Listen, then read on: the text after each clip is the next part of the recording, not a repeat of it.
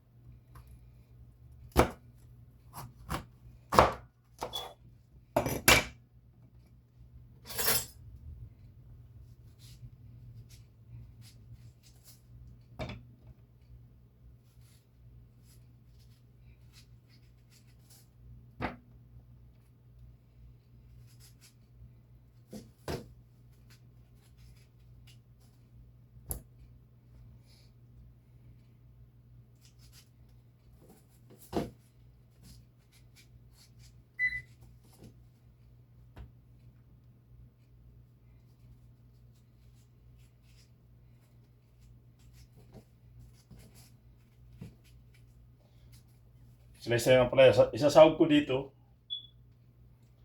shrimp with like bagoong. With bagoong pa. Hipon na may bagoong pa.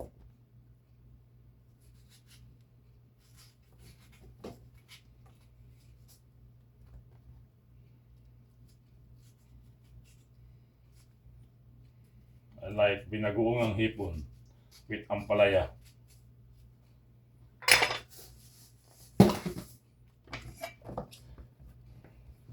Slice natin.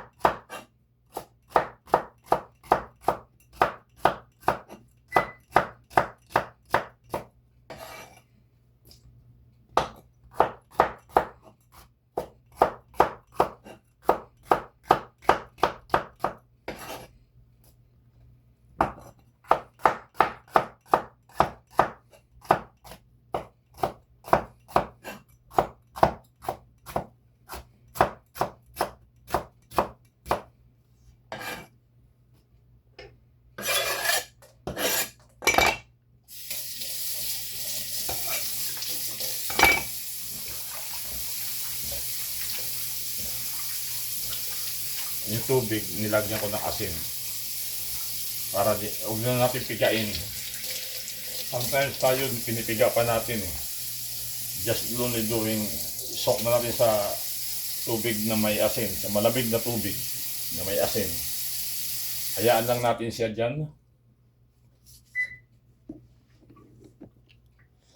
Ngayon, remember, I'm cooking a banana cake. I'm still in the oven. Okay?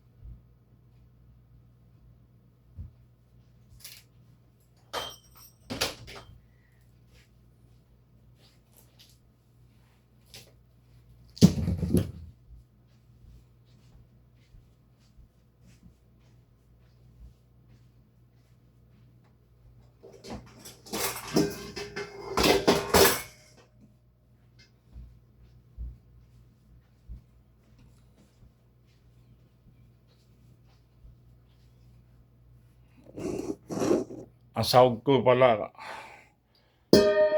ay shrimp.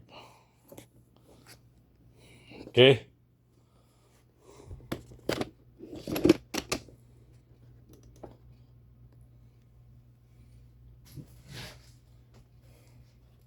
So siya, frozen pa.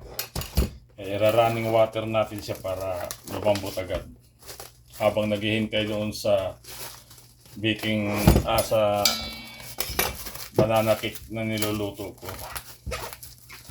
Naputol yung video. Hindi ko napansin, nag-stop siya. Kaya, kinontinue ko na lang. Pero, hindi na niyo makikita yung mapuputol siya. Pero, total, maghihintay rin lang naman tayo. Ito na. See? Shrimp.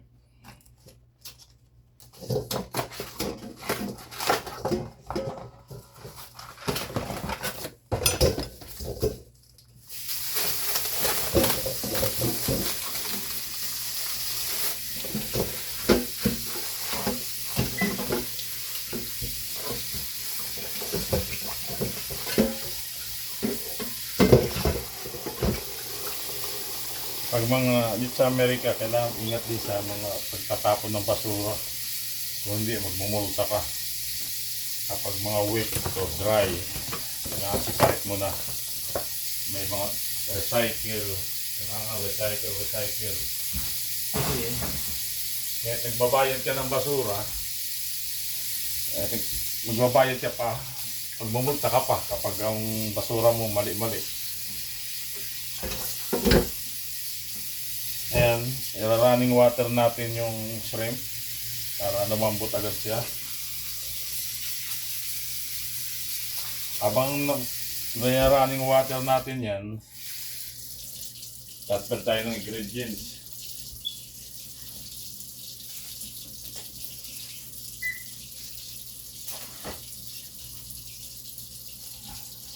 So, sibuyas.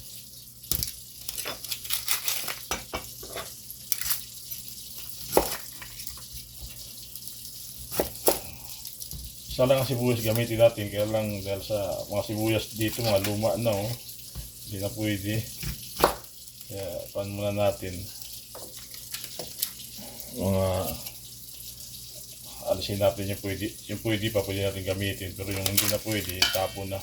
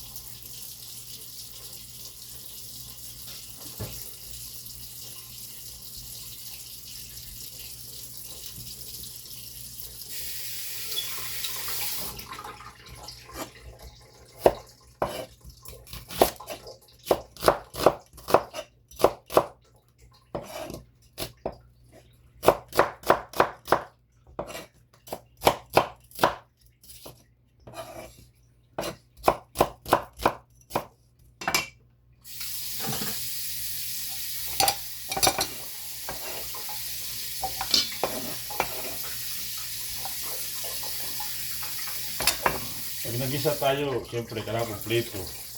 Bawang, sibuyas, bago, at kamatis.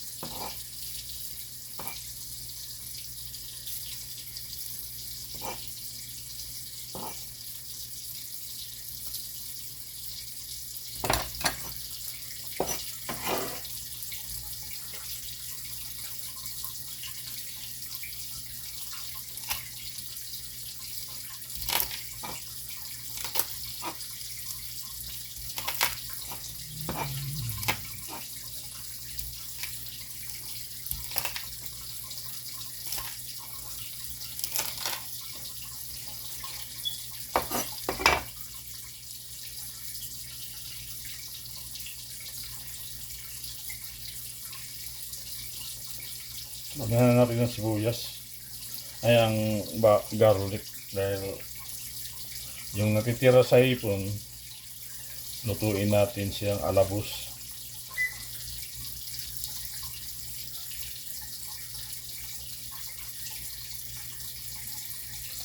I think hindi naman lahat yan. Marami masyado yan.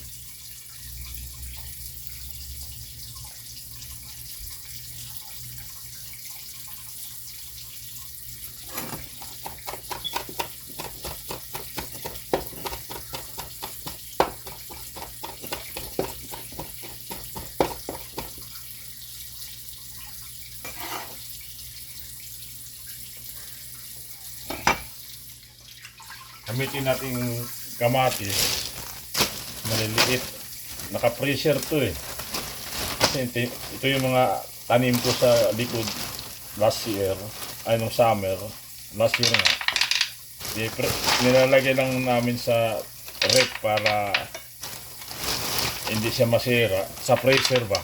Pag na-frozen siya, hindi siya masisira. Kaya lang, ilalabas mo lang siya kung magluluto ka. Okay? Kasi sayang para sigurado na meron kang kailangan ng kamatis, meron kang makukuha. Every year, yan ang ginagawa ko.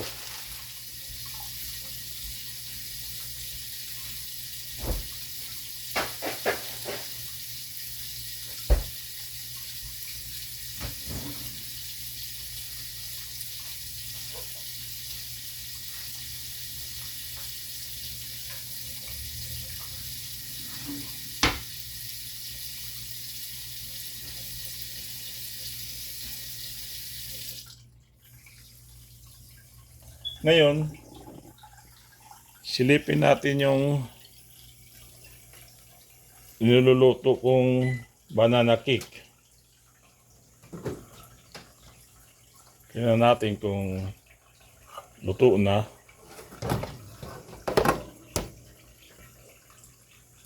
Sukin natin sa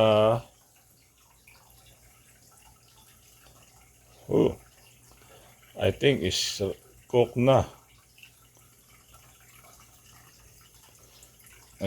Lumabas yung butter niya. Napadami yata ang spray ko ng butter. Bali na expend ko lang 30 minutes. Wala pa nga eh. Mga 30 minutes natin. May 1 minute pa. Tapos that's it.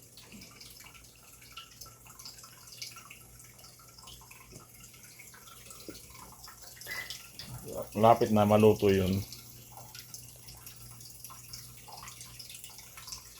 See?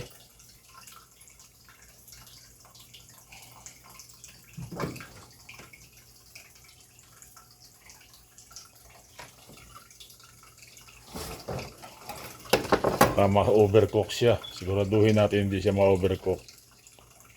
See? Wala na, hindi siya kumakapit. Ibig sabihin, luto na siya. Ayun, kunin na natin siya. Alamigin natin siya dito.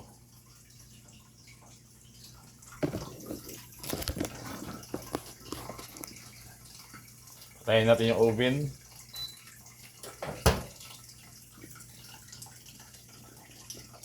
See? Napadami yata ang butter ko. Kaya lumabas, nagbutik-butik siya. Lumabas yung butter niya.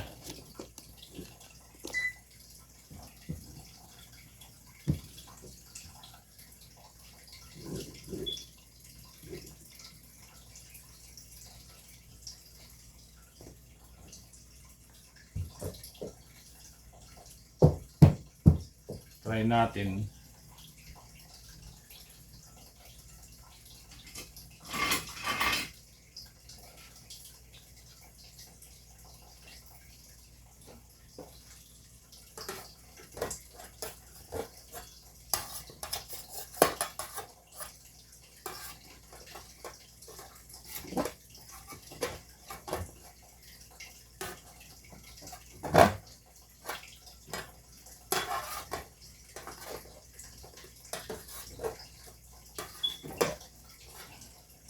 I think sa pag nung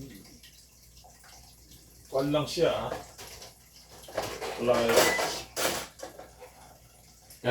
like ilang minutes lang ba siya?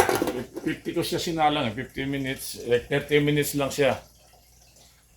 Kasi naka-standard naman 25 minutes. I think too much yun.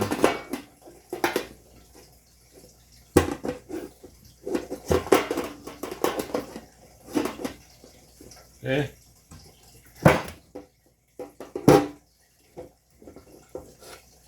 See? Very good.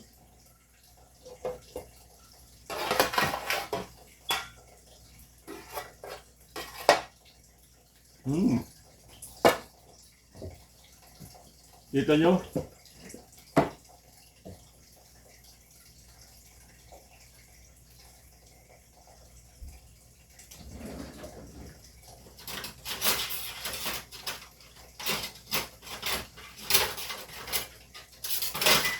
Ngayon, slice natin.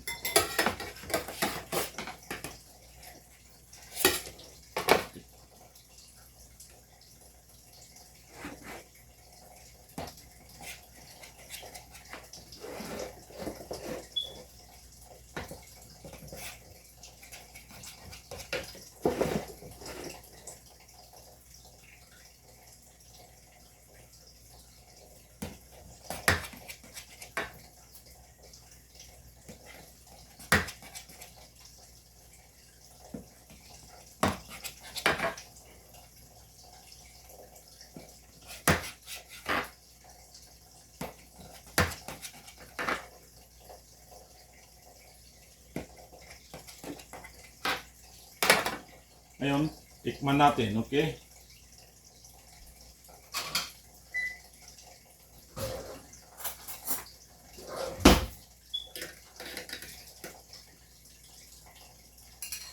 Wow. Ganda, di ba? Ganda ng pagkagawa. Ngayon, tikman natin siya.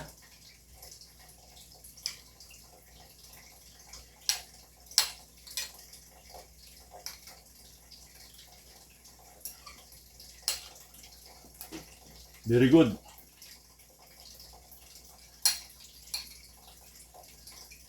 Tamang-tama siya.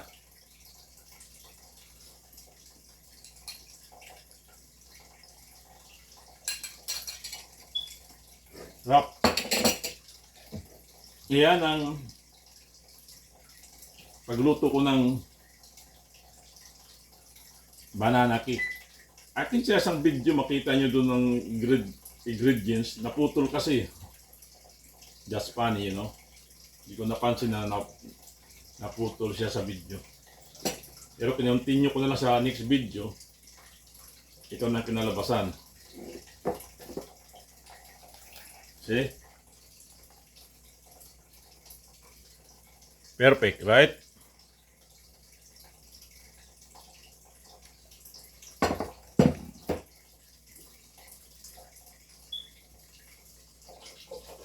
Ano masarap siya. In fairness.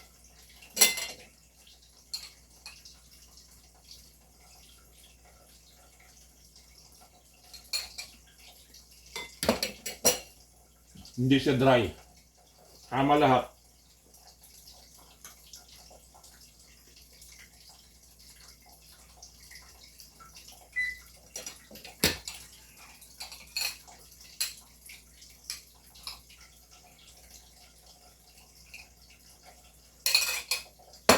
I think kailangan natin ng drinks.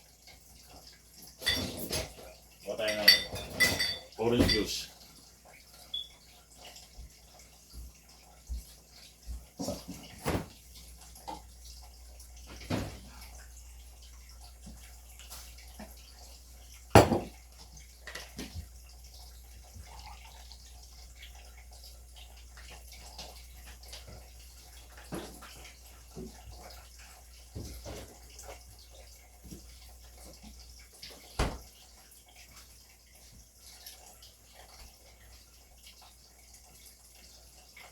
Okay. Ngayon, tapusin natin yung natitirang banana cake.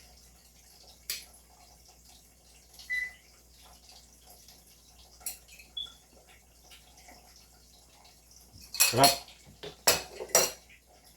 Inom tayo.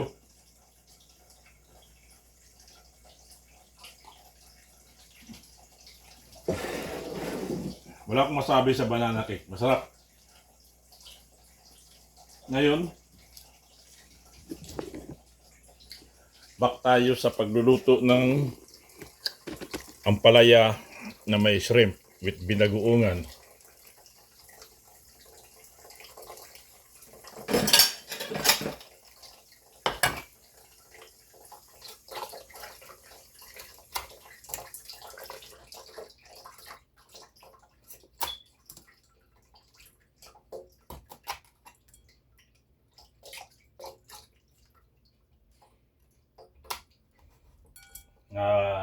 Sarapan ako doon sa banana cake na niluto. Sayang hindi siya nag-continue doon sa video ko dahil namatay siya. Kaya napanood nyo siya ngayon sa isang video na.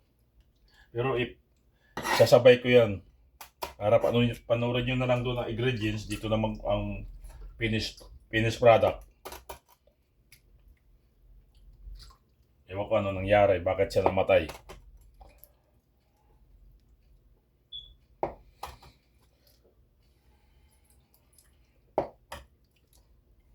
Dito, itong hipo na to, yung isang box na ito, ang presyo, halagang almost $20. Ganitong klaseng size. Isang box. Meron, depende yan sa products. Kung may mostly ang hipon dito sa isang box, standard pricing is 25, 24, 24 pataas. Magandang hipon na yun. Itong binibili namin, tama-tama lang itong laki. Hindi ako bumibili ng hipon kung hindi siya kailangan under 20 siya o 20 okay lang, 2021. Wag lang siyang 24. Masyado na mahal. $24.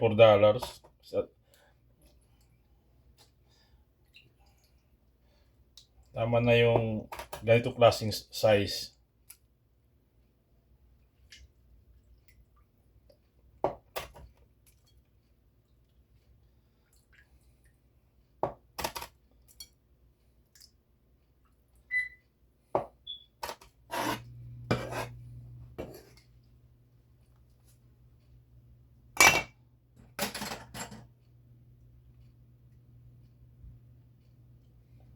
Okay, I think tama na to.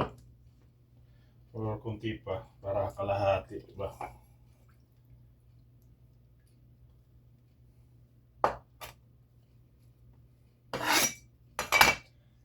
Ito na. Ito yung ingredients ko.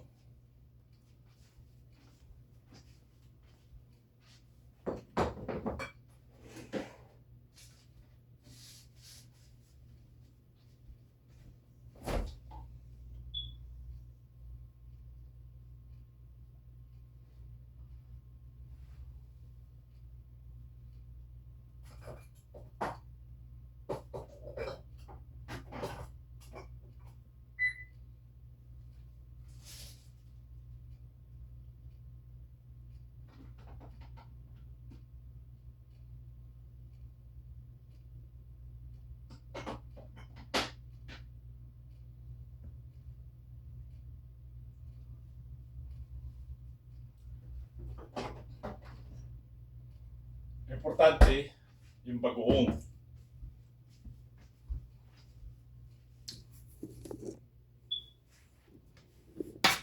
Okay? Ngayon, magluluto tayo.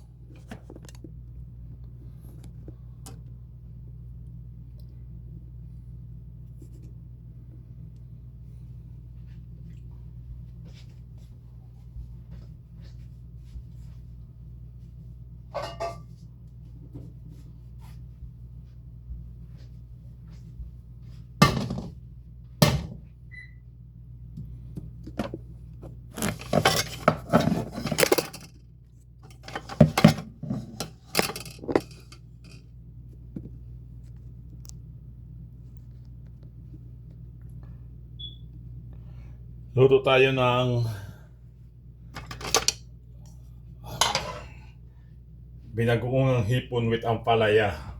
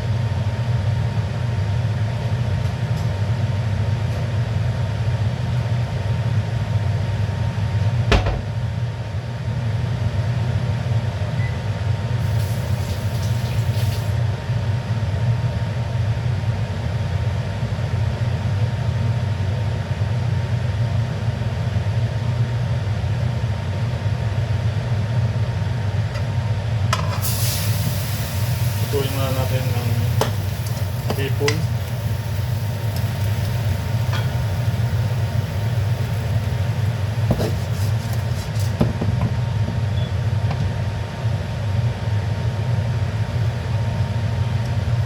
Kung niluluto yung hipon, huwag kalimutan maglagay ng asin palagi. Dito, always use lahat ng bagay na niluluto mo ng mga fresh, lalagay mo lagyan ng asin para may lasa siya.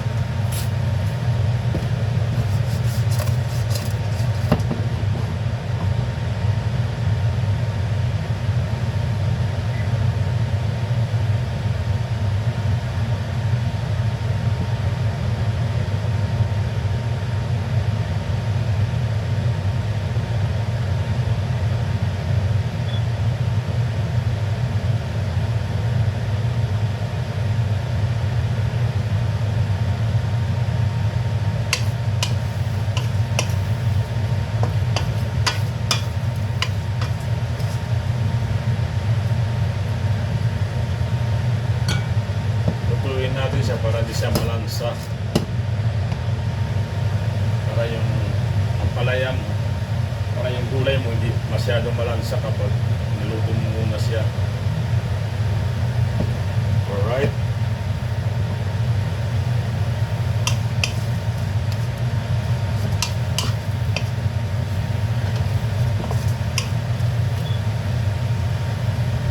sarap sana. Meron tiyatawag yung binagoong ang baboy with ampalaya. Pero wala akong limpo. Sarap sa baboy limpo kung masahog ka sa... Pero mas masarap ang hipon. Alright?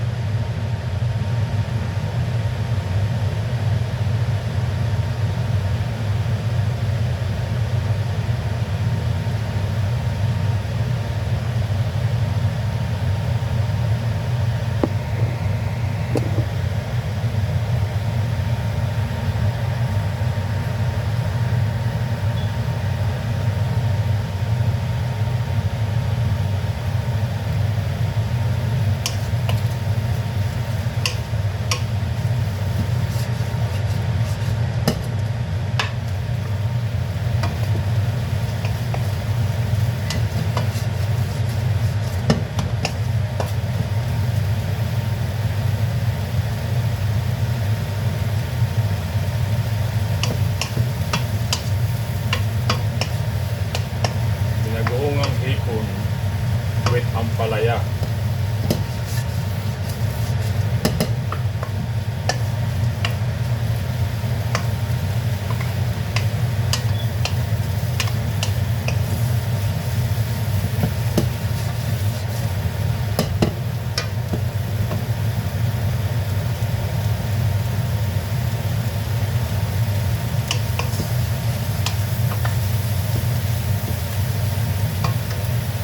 Ngayon, I think luto na siya.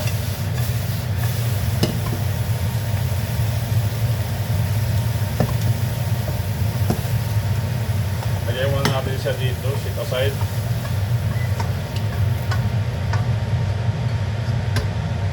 Tapos, gasa muna natin itong kawali.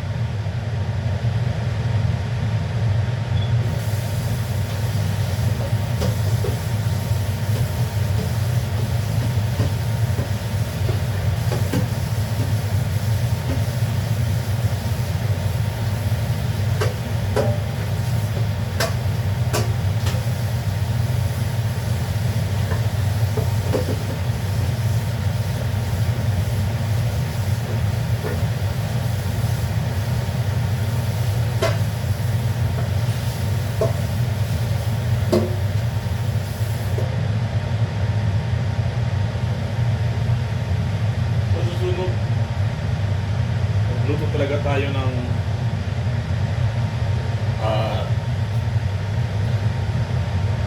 banana cake, yun lang. Wala nang iba kundi banana cake lang. Para mabantayan natin, hindi siya maging, hindi maputol ang video.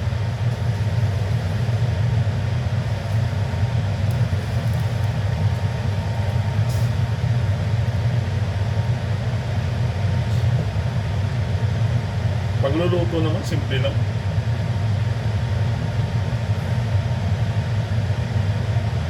Alright, I think ready na siya. Mainit na siya. First, oil.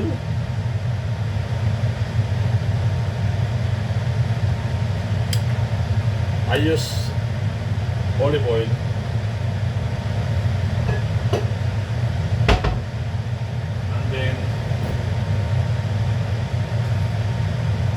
Mix natin siya ng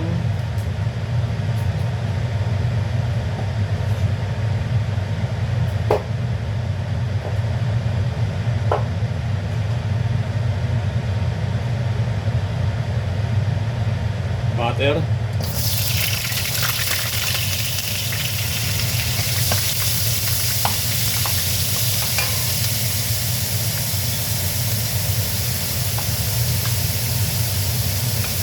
garlic. This time, lutuin natin ang garlic. Kasi isa yan sa magbibigay ng lasa.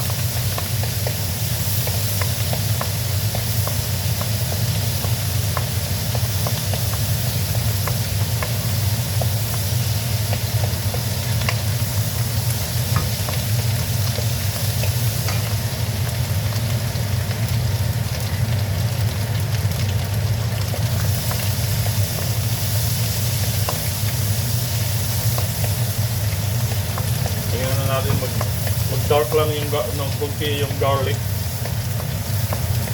not dark really, huwag lang sunog.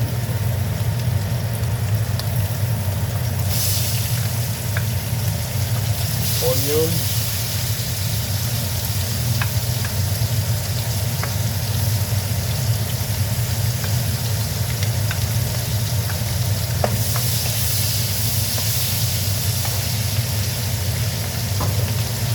just do it translucent ang garlic natin, ay ang sibuyas, kunting luto. Then yung tomato natin, gumamit ako ng mga cherry tomato.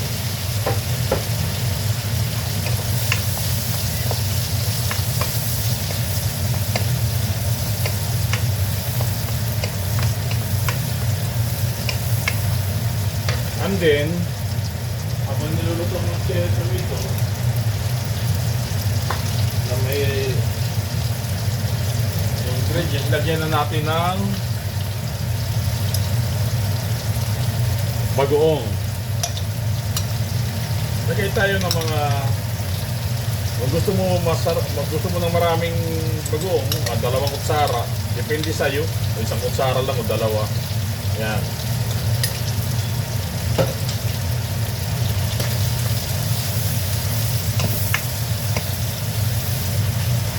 Yung sibuyas, hayaan mo na lang siya, maluto siya dyan, matutulog din yan. Kung hindi ka pa kontento, gamitan mo ng mas.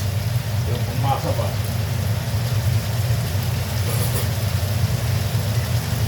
Like this.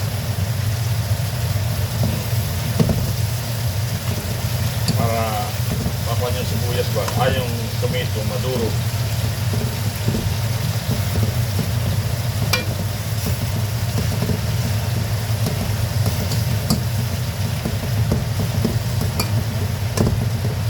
Eh, durog na.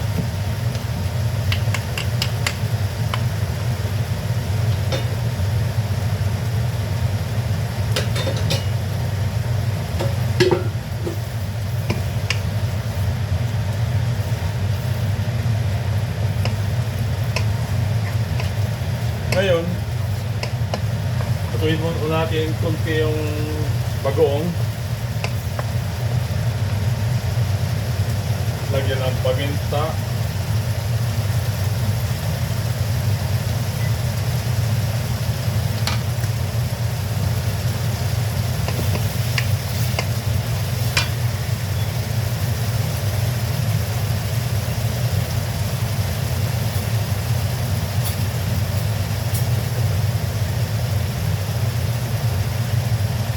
Natin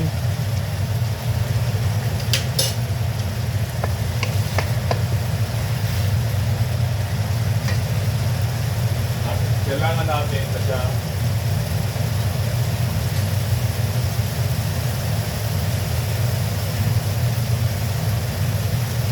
lagyan ng tubig kunti para mayroon siyang sabaw para sa pagluluto ng ampalaya, pero not really a lot.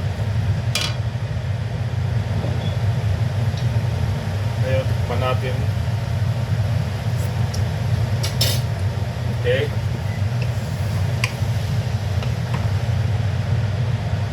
Para naman siya masarap pala. Lagyan siya ng asukal. Isang kutsara. Depende. Panlasa.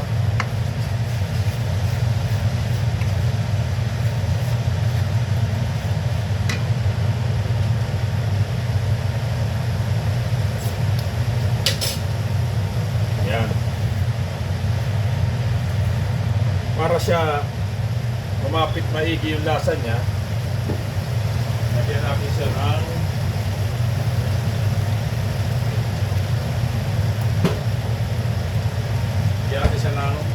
oyster. Siguro mga 2 kutsara.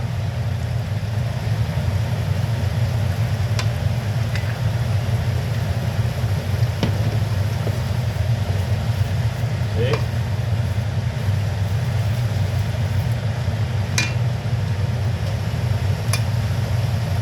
Ikim ulit. Very good. Dahil wala tayong bitsin, ang gagawin natin pantimpla, chicken powder or buyon. Pero dahil wala tayong buyon, chicken powder lang. Mga kalahating teaspoon.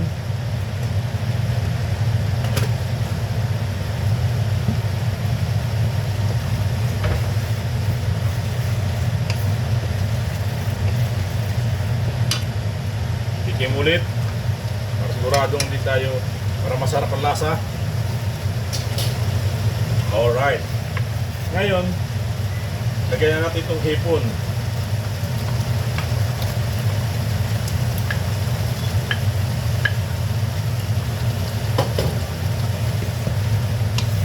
Yan.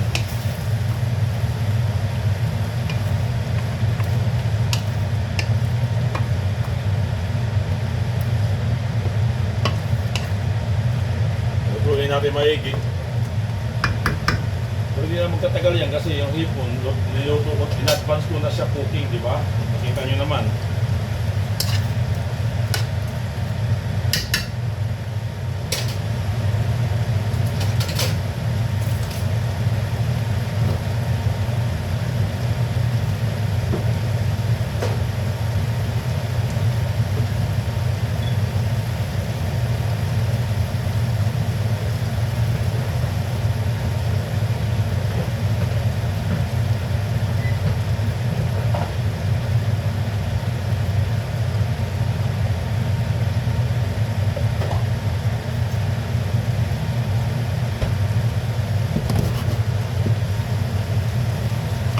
Yeah, masarap tingnan, right?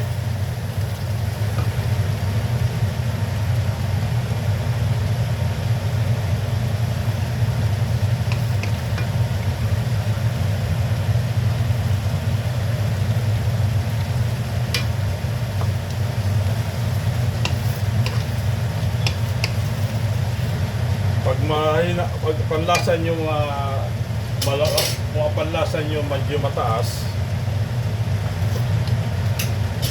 timplahan nyo na lang. Ayun na mag-adjust. Ngayon, para siguradong masarap ang pagkain natin,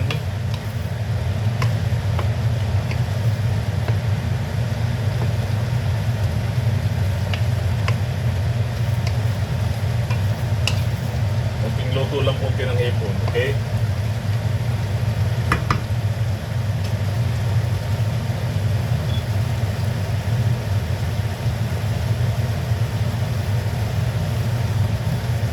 Tapos ilalagay na natin ang ampalaya.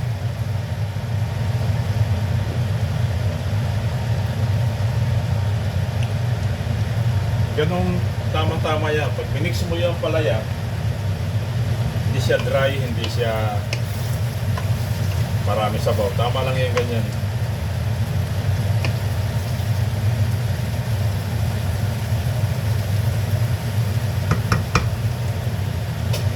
Ngayon, lagyan na natin ang palaya. So,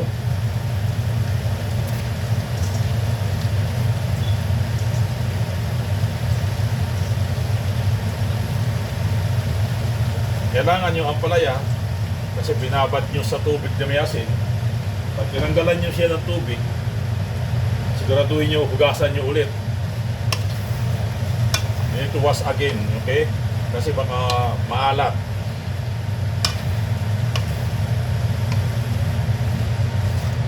See? Kita nyo, sarap, di ba?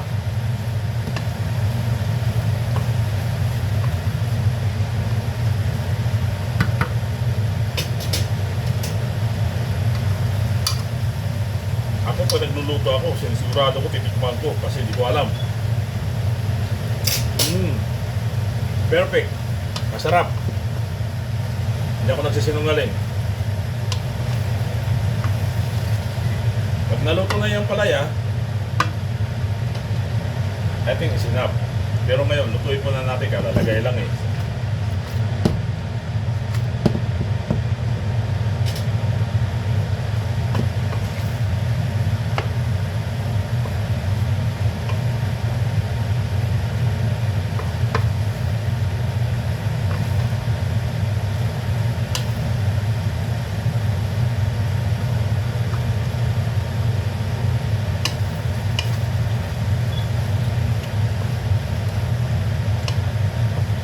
Sarap.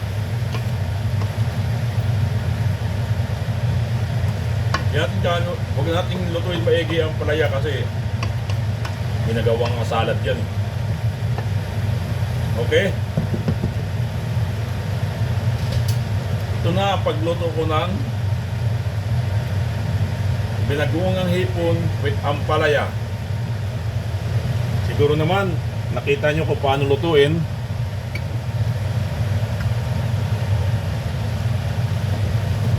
See?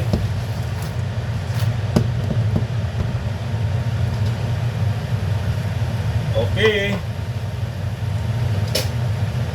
Pinakita ko lang sa inyo. See? I think tama na yan.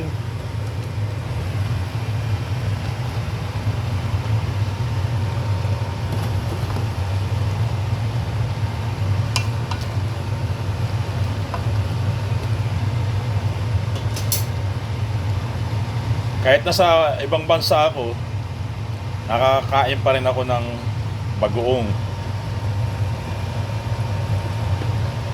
See, tingnan nyo. Ang sarap, di ba? Huwag na natin lutuin maigi, alisin natin sa kalan, sa kabilang side, para hindi siya ma-overcook.